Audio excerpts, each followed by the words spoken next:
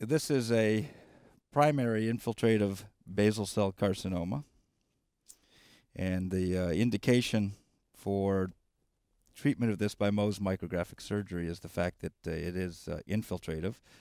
The tumor's been delineated, as you can see, as to our clinical assessment of the margins.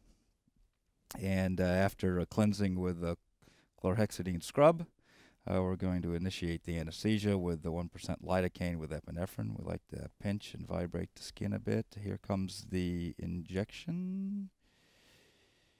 And the cells of basal cell carcinoma don't adhere to each other as well as normal tissue. So where there's a bulk of them, we can actually scrape them away. And this debulks the tumor and also gives the surgeon a sense of how far lateral and how deep the tumor wants to invade or has invaded.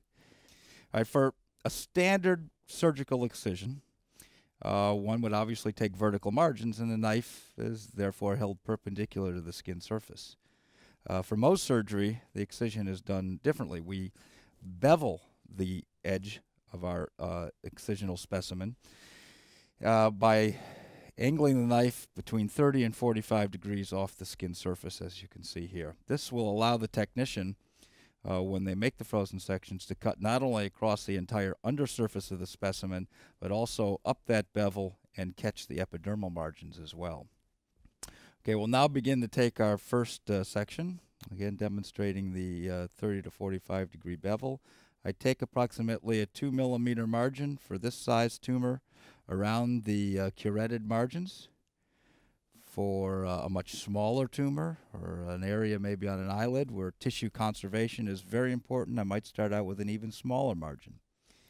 With a squamous cell carcinoma or a much larger basal cell, we might take more skin.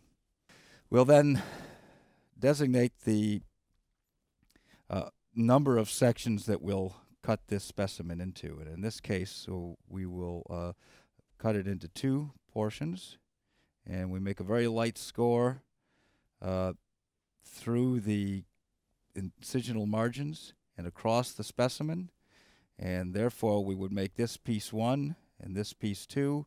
If we have to come back in to take more tissue, by looking at these little hash marks here on each side, we'll know where piece 1 starts and stops and where piece 2 starts and stops.